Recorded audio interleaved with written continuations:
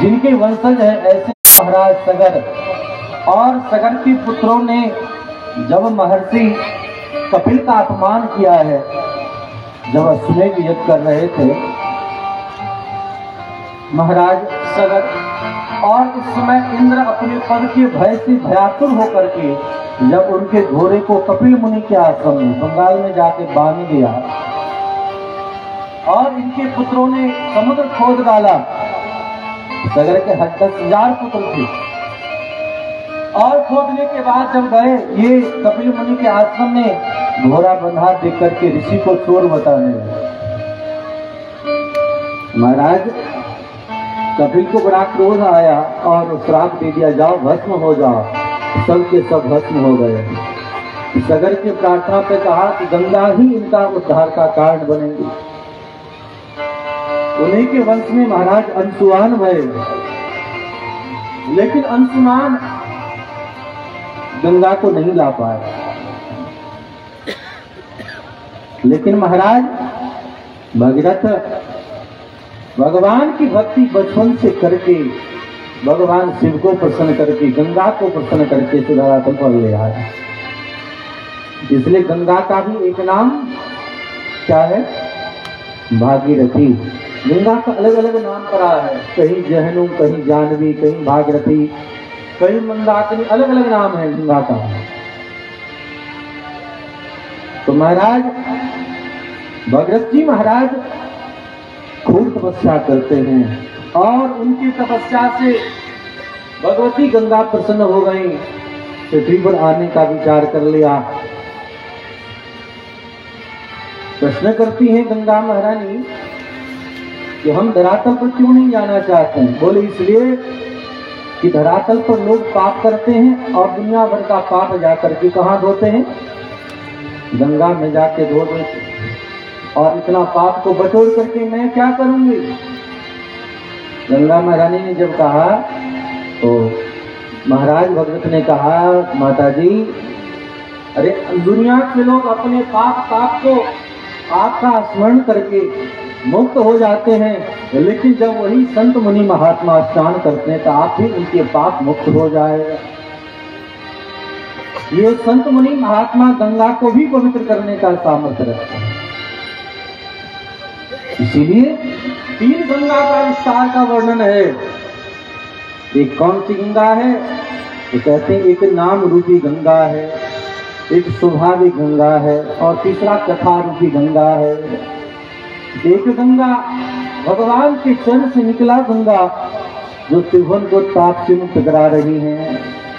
और दूसरी गंगा कौन है? बोले ये जो मुनि महात्मा जो भगवान की लीला कथा सुना करके संसार में व्यवहारिक जीवों की जो पाप ताप संताप को दूर करने का काम करते हैं, यह भी कथा रूपी गंगा है। आप गंगा में स्नान करते हैं तो आपके पाप धुले कि नहीं धुले, ये पता चलता है? बताओ, आपने गंगा में स्नान किया तो आपके पाप नष्ट हुए, ये पता चलता है?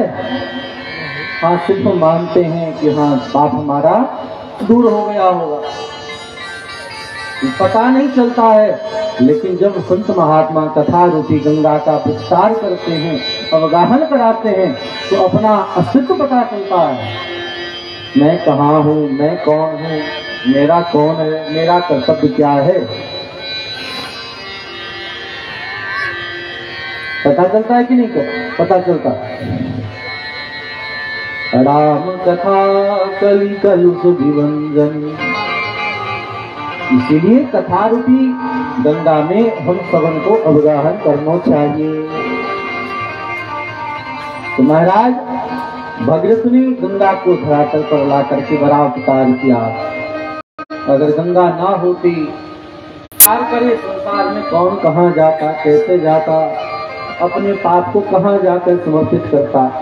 इसीलिए ये 5 ग अक्षर, ये 5 ग जो है हमारा कल्याण करता है, मानव के साक्षी होते हैं। कौन सा? पहला है गंगा, इस दूसरा है गाय, तीसरे हैं गोविंद, चौथे हैं गुरु और पांचवा है ग्रंथ। जीवन में इन 5 गकार का सबों को आश्रय जरूर लेना चाहिए।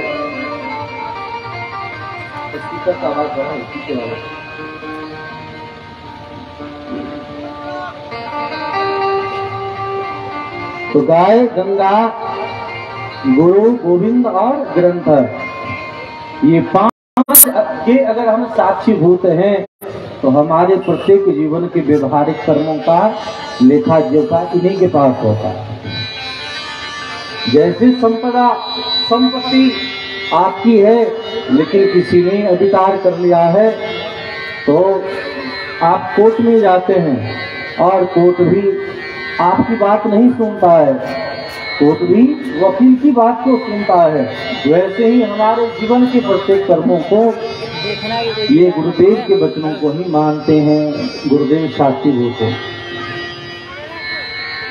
इसीलिए निश्चित करके हम सबों को चाहिए इस गंगा में है सदैव अवगाहन करते रहे।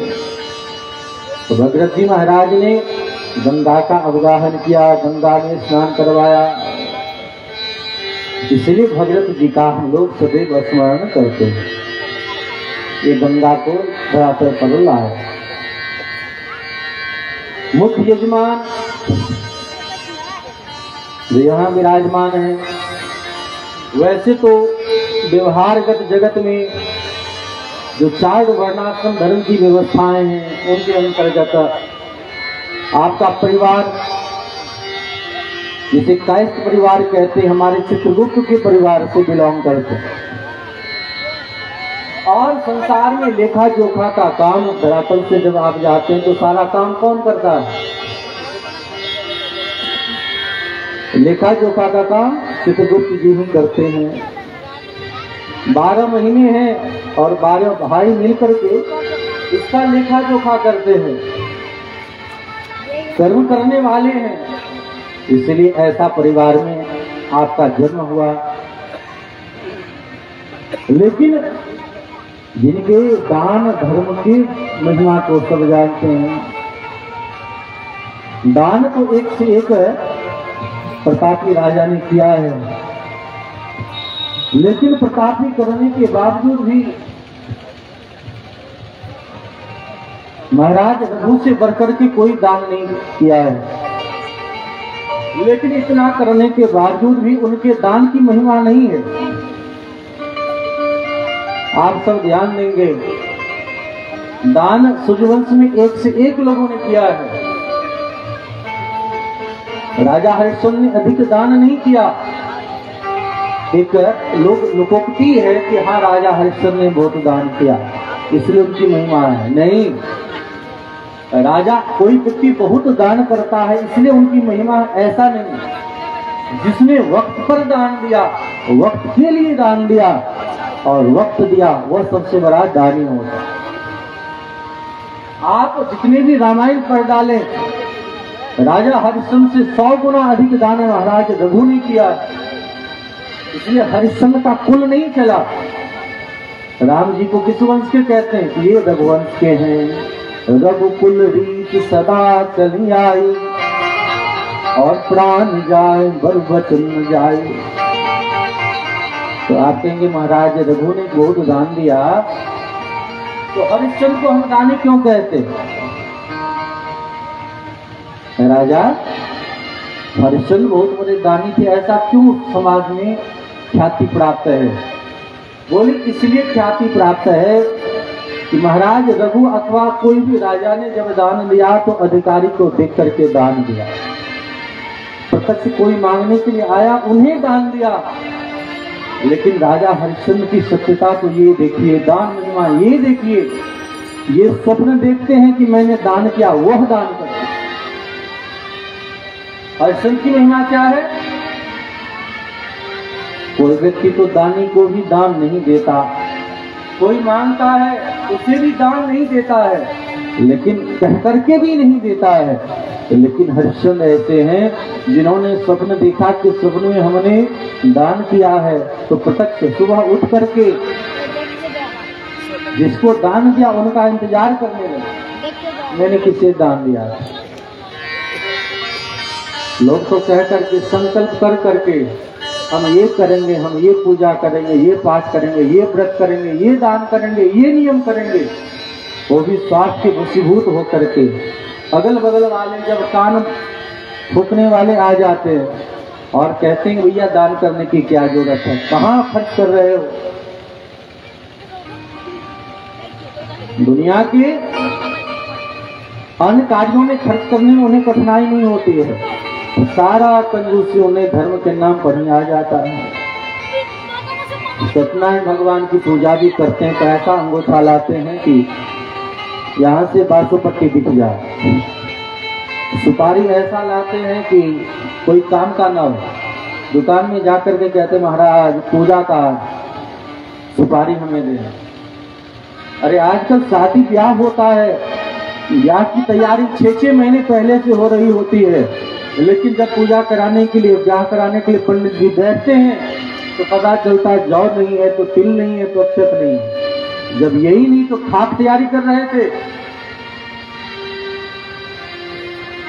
जिसकी नींव पर हमारा सनातन धर्म स्थापित है, हमारा परिवार चलेगा, एक यज्ञ है विवाह, लेकिन 6-6 महीने तैयारी, खाने पीने की तैयारी हो जाती है, लेकिन जो जिसके नींव पर हमारा सनातन धर्म टिकेगा उसे ही हम ध्यान नहीं दें।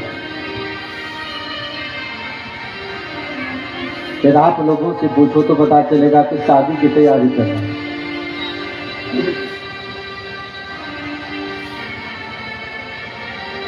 तो कहने का भाव है हम सब किस लिए करें, कैसे करें, यह ध्यान देने योग्य है। राजा हरिश्चंद्र ने यह शिक्षा दिया है, या तो संकल्प ना करो और संकल्प करो तो भरसक पूरा करने का प्रयास करना चाहिए।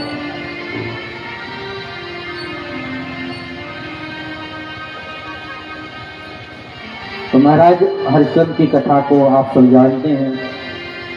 ऐसी इस कथा के सूत्रधार आयोजक हमारे हरिश्चंद्र लाल कर्ण जी हैं, इनके लिए जोरदार ताली हो जाए।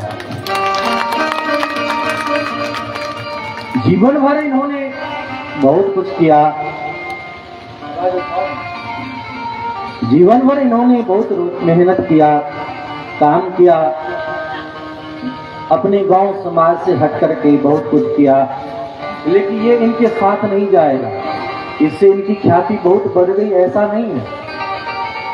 गांव समाज के लिए सबसे बड़ा ख्याति प्राप्त वह होता है जो समाज को कथा का दान देता है। अगर कथा का दान इन्होंने दिया है, अरे किसी को भोज करके आपने खिला दिया, वह कितना देर टिकने वाला है। भोज कर दिया, आज खाएगा, इससे अच्छा कोई भोज करे कोई भूल जाएगा। लेकिन अगर आपने कथा का दान दिया, वह कथा जब तक जो कोई भी व्यक्ति धरातल पर जन्म लिया रहेगा तब तक उसे स्मरण कराता है। इसलिए जीवन की सार्थकता इसी में है कि हम ये किन प्रकार से समाज को अध्यात्म का ज्ञान दें, भक्ति का दान दें।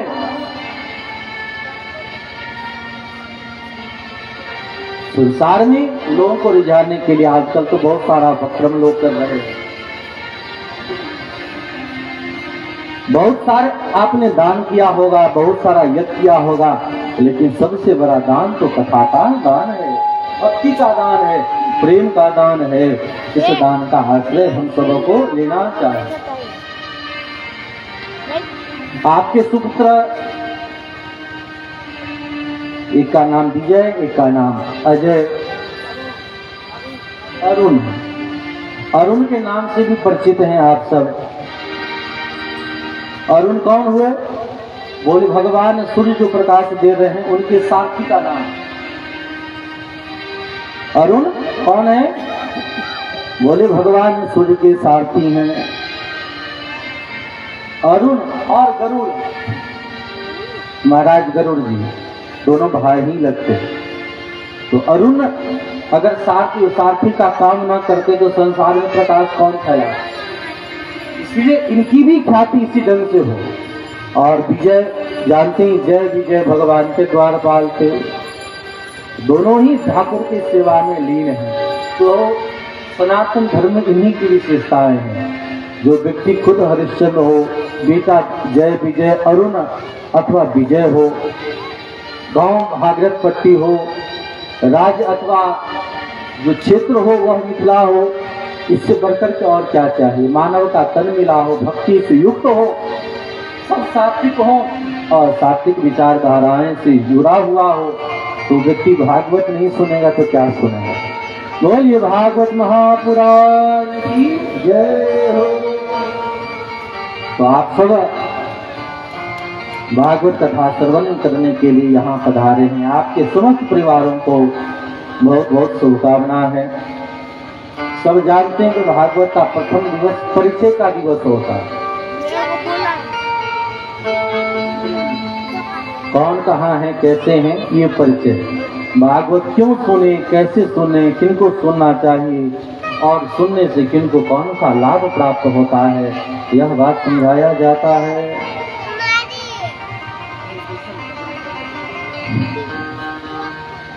तो हम लोग आज भागवत में प्रवेश करेंगे, भागवत की महिमा को श्रवण करेंगे। इसलिए आप जितने भी गांव समाज के लोग हैं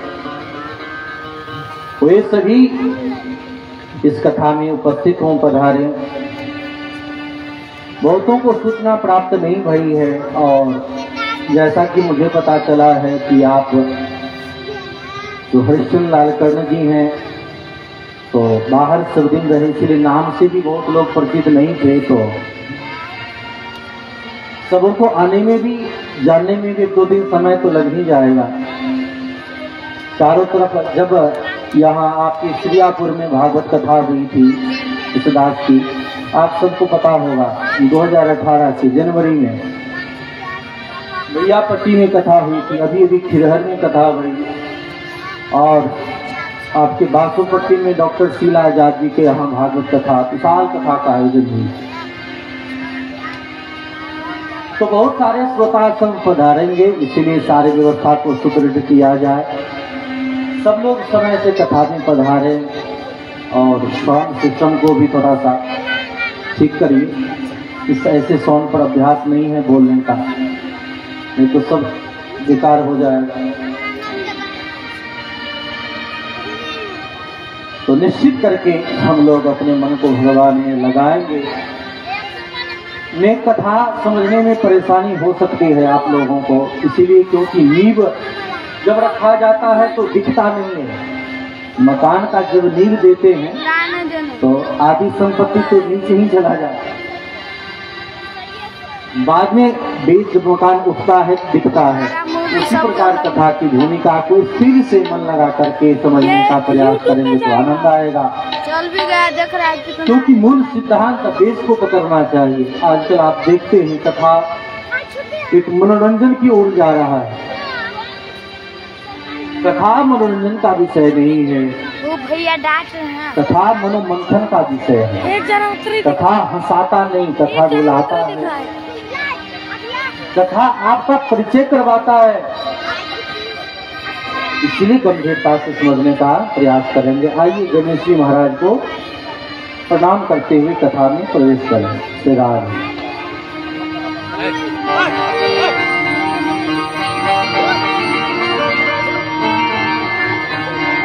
गाइए गणपति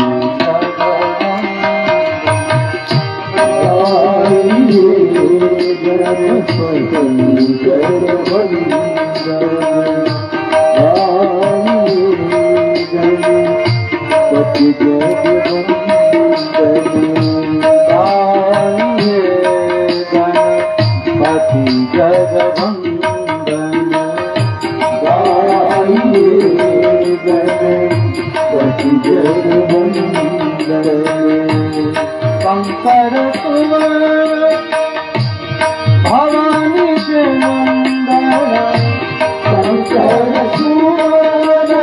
सब भवानी के नंदन, शंकर भवानी के नंदन, शंकर भवानी के नंदन।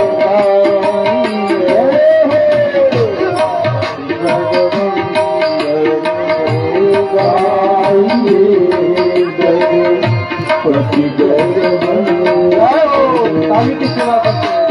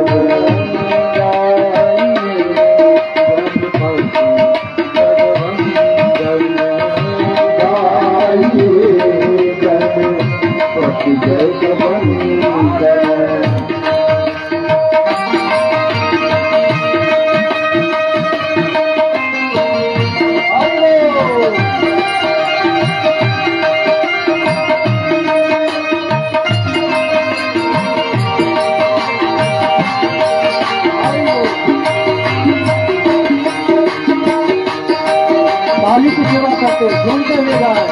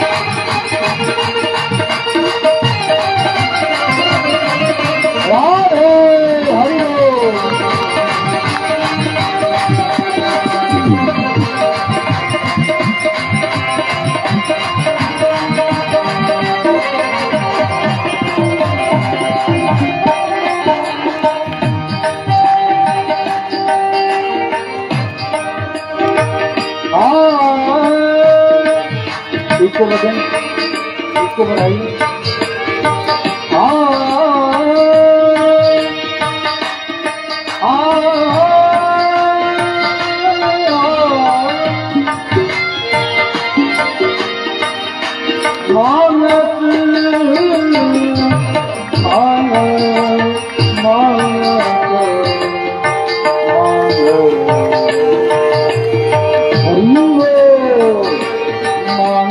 तूने राख पर जोरे मांगत तुलसी दास कर जोरे। आप लोग के पास आवाज जा रही है? आवाज जा रही, दोनों हाथ उठाकर एक स्पीकर नीचे से इन लोगों को दिया करेंगे। सबको बात समझ में नहीं आ रहा है। मांगत तुलसी दास कर जोरे मांगत तुलसी दास कर जोरे मांगत तुलसी दास कर जोरे मांगत तुलसी दास कर जोरे। बसहु राम मानत मोरे बसहु राम मानत मोरे।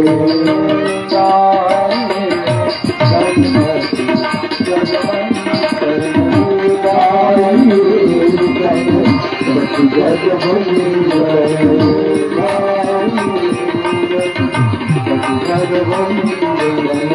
गाये गणपति जगवंतर शंकर सुमन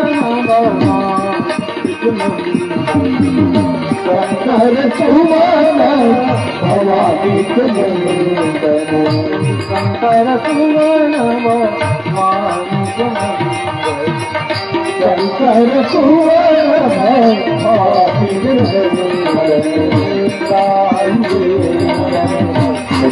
सुमन भवानीक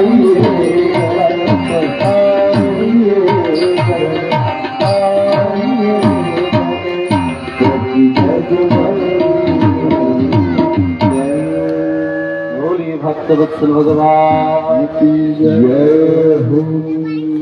तो कहने का भाव है बिना भगवत कृपा से कोई कार्य संभव नहीं होता है। लंका जैसे जगहों पर जब हनुमान जी महाराज गए और हर जगह राक्षसों को ही देखा, चारों तरफ राक्षसों का ही बोलबाला है। और वहां पर जाने पर बहुत लोग जुड़ गए ना। जब उन्होंने देखा कि तुलसी का पेड़ है, राम राम लिखा हुआ है, द्वार पर ही राम का और शिव का चित्र बना हुआ है, पता चलता कि भगवत भक्त का घर है कि नहीं। तो राम